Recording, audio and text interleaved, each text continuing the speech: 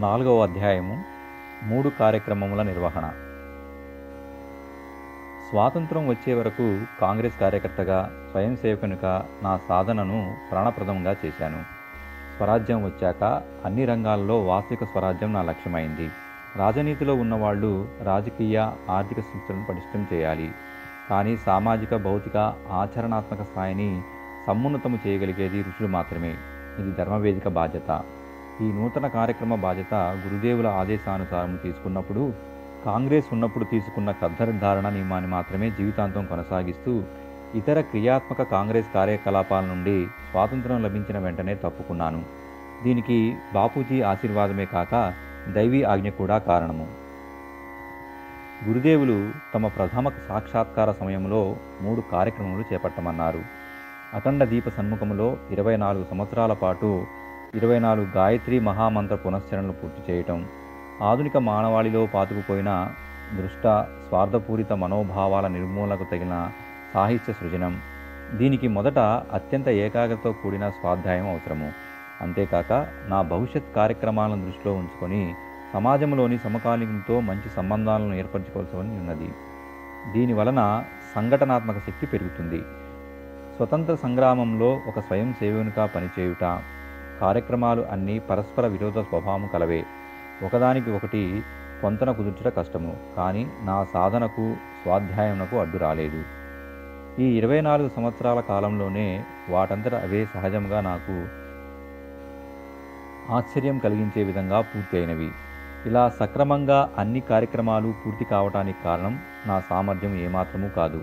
అంతా మొదటి నుండి నాకు మార్గదర్శకులైన గురుదేవుల ఆశ్చర్యకరమైన క్రీడయే. మహాపునశ్చరణ కార్యక్రమం నిర్విఘ్నముగా కొనసాగుతూ ఉండేది. గురుదేవుని ఆదేశానుసారం ఏ రోజున సాధన మొదలుపెట్టినానో ఆ రోజుననే ఆవునేతి అఖండ దీపాన్ని స్థాపించాను. దీని బాధ్యత నా భార్య తీసుకున్నది. ఆమెను కూడా మాతాజీ అని సంబోధిస్తాను.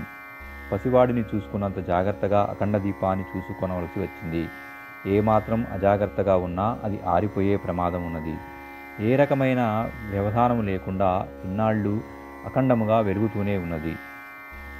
దాని కాంతిలో కూర్చొని సాధన ఆరంభించినచో మనసులో వాటంతటవే దివ్యభావాలు ప్రస్ఫుటించడం జరిగేది.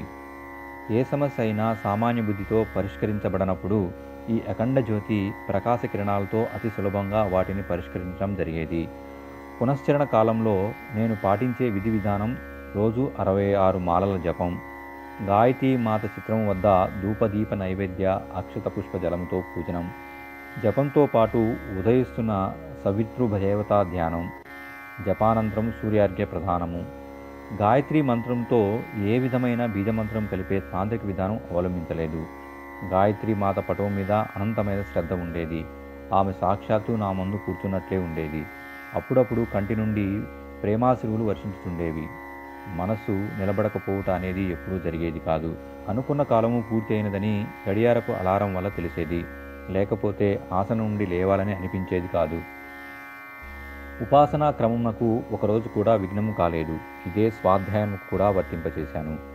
దీని కొరకు వేరుగా కాలము కేటాయించవలసి అవసరం రాలేదు.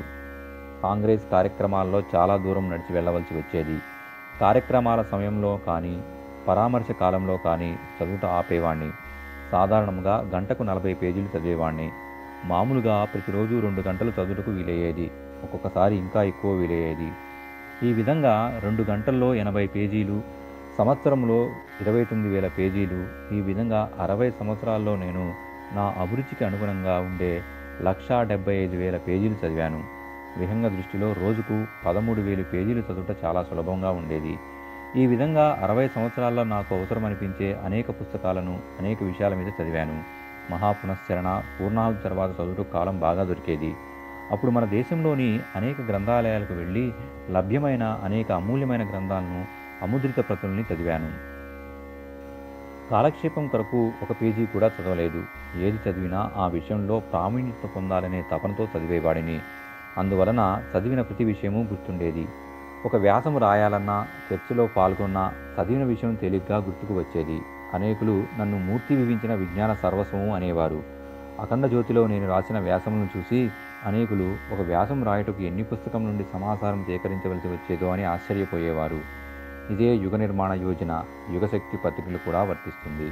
కానీ ఇందులో ఆశ్చర్యపడవలసిన అవసరం ఏమీ లేదు. నేను ఏమి చదివినా పనికి వచ్చేది మాత్రమే మనస్ఫూర్తిగా చదివేవాడిని. అందువల్ల సమయం, సందర్భం వచ్చినప్పుడు వాటంతట అవే గుర్తుకు వచ్చేవి. పూర్తి తన్మయత్వంతో చదివినచో ప్రతి ఒక్కరూ దాన్ని సాధించగలరు.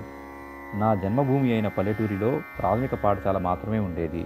అందువల్ల స్కూలు విద్య ప్రమాణాలతో పోల్చి చూస్తే అంతే చదివాను. సంస్కృతము మా వంశంలోనే కలిసిమెలిసిపోయినది. నాన్నగారు సంస్కృతంలో అసాధారణ విద్వత్తు కలవారు. మా అన్నదమ్ములు కూడా తరతరాల నుండి పురాణ కథా కాలక్షేపము, పౌరోహిత్యము చేయడం వలన వాటి వివరాలు కూడా తెలిసినవి. అందువలన నాకు స్వయంగా డిగ్రీలు లేకపోయినను సంస్కృతంలోనూ హిందీలోనూ ఎంఏ పరీక్షలకు వెళ్ళే వాళ్లకు పాఠాలు చెప్పేవాడిని. ఇతర భాషలు నేర్చుకునే విధము ఇంకా ఆశ్చర్యం కలిగిస్తుంది. జైల్లో ఉన్నప్పుడే మెత్తని రాళ్లతో ఇంగ్లీష్ రాయటం మొదలుపెట్టినాను. అలాగే లీడర్ అనే ఆంగ్ల పత్రిక జైల్లో దొరికితే దాన్ని మెల్లగా ఇతర ఖైదీల సహాయంతో చదువుట నేర్చుకున్నాను. ఈ విధంగా 1 సంవత్సరంలోనే జైల్లో నుండి విడుదలయ్యేసరికి ఆంగ్ల జ్ఞానం వచ్చినది. మిత్రులతో చర్చించుకున్నట వల్ల జైలుకు వెళ్ళినప్పుడల్లా నా ఆంగ్ల పద పరిజ్ఞానం చాలా ఎక్కువైనది. అప్పుడే వ్యాకరణం కూడా నేర్చుకున్నాను. దీనికి బదులు వాళ్ళకి సంస్కృతం, హిందీ నేర్పినాను. అదేవిధంగా నడుస్తూ అన్ని భాషలు నేర్చాను. గాయత్రిని బుద్ధిప్రదాయిని అంటారు. ఇతరులకు ఆ లాభం వచ్చిందో లేదో నాకు తెలియదు, కానీ నేను మాత్రం ఈ లాభాన్ని ప్రత్యక్షంగా చూశాను. అఖండ జ్యోతిలో వాడబడిన సంస్కృతం కలిగిన హిందీ భాష అనేక హిందీ ఆచార్యులకు మార్గం చూపినది. ఇదంతా ఆ మహాప్రజ్ఞ యొక్క ఆశీర్వాదమే. గురుదేవులు చెప్పిన 3వ పని కాంగ్రెస్లో పనిచేయుట. దీనివలన అనేక మంది ప్రతిభా సంపన్నులతో సంబంధం ఏర్పడినవి. ఎప్పుడూ నేను క్రమశిక్షణతో కూడిన వినమ్ర స్వయం సేవకుడుగానే ఉంటూ ఉండేవాడిని. అందువల్ల పెద్ద పెద్ద నాయకులు వచ్చినప్పుడు వారి సేవకు నన్నే వినియోగించేవారు. నా వయసు కూడా చాలా తక్కువే అవటం వలన అనేక లాభాలు కలిగినవి. సబర్మతి ఆశ్రమం వద్ద గాంధీ గారితోనూ, పవనార్ ఆశ్రమంలో వినోబా భావేతోనూ ఉండే భాగ్యం కలిగినది. అనేకులు వారి దగ్గరకు వెళ్ళి దర్శనం చేసుకుని వచ్చేస్తారు. నేను వాళ్ళ సంబంధం వలన అనేక విషయాలు తెలుసుకోగలిగాను. ఆ స్మృతులను ఇచ్చట రాయట అప్రస్తుతములు. కానీ కొన్ని సంఘటనలు నా భవిష్యత్ కార్యక్రమాలకు చాలా సహాయం చేశాయి. అది 1933 సంవత్సరంలో కలకత్తాలో భారత జాతీయ కాంగ్రెస్ సమావేశాలు జరుగుతున్న రోజులు. ఆ రోజుల్లో కాంగ్రెస్ సంస్థ నిషేధించబడినది. సమావేశాలకు వెళ్ళిన వారంతా పట్టుబడ్డారు. కొన్ని చోట్ల కాల్పులు జరిగినవి. భరద్వాన్ స్టేషన్లో అరెస్ట్ చేసి అసోన్సోల్ జైలుకు పంపించారు. ఆ పట్టుబడిన వారిలో నేను, ఆగ్రా జిల్లాకు సంబంధించిన 3 కార్యకర్తలు ఉన్నాము. మాతో పాటు అరెస్ట్ అయిన వారిలో శ్రీ మదన్ మోహన్ మాలవ్య గారు, స్వరూపణి నెహ్రూ, దేవదాస్ గాంధీ, రషీ అహ్మద్ కిద్వాయ్ మొదలగు విశిష్ట కాంగ్రెస్ కార్యకర్తలు ఉన్నారు.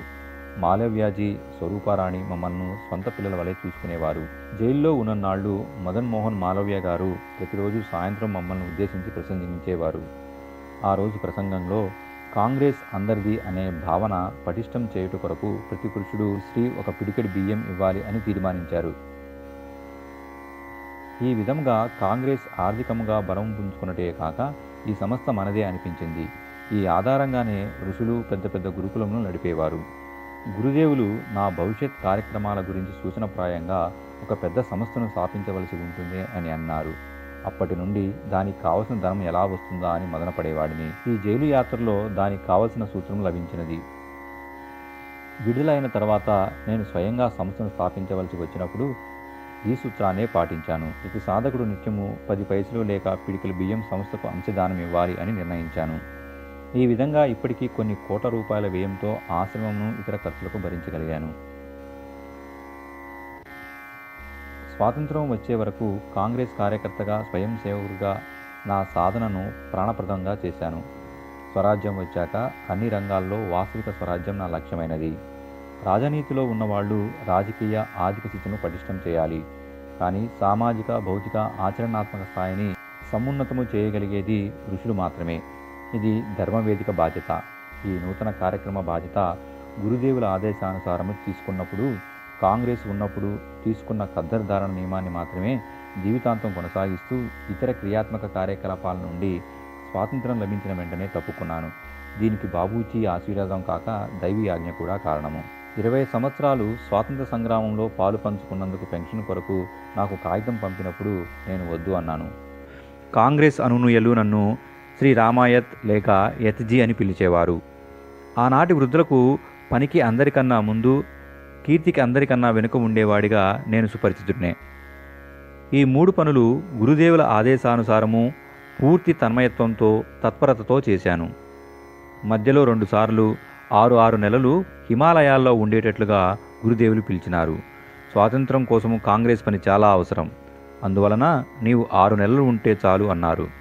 గురుదేవులు 6 నెలల్లో ఏమి చెప్పినారో, నాచే ఏమి చేయించినారో పాఠకులకు తెలియనవసరం లేదు. అందరికీ తెలిసిన నా జీవితంలోనే లెక్కలేనన్ని సంఘటనలో ఆ దైవీ శక్తి యొక్క అనంత కృపను అనేకసార్లు అనుభవించి కృతకృత్యుడయ్యాను.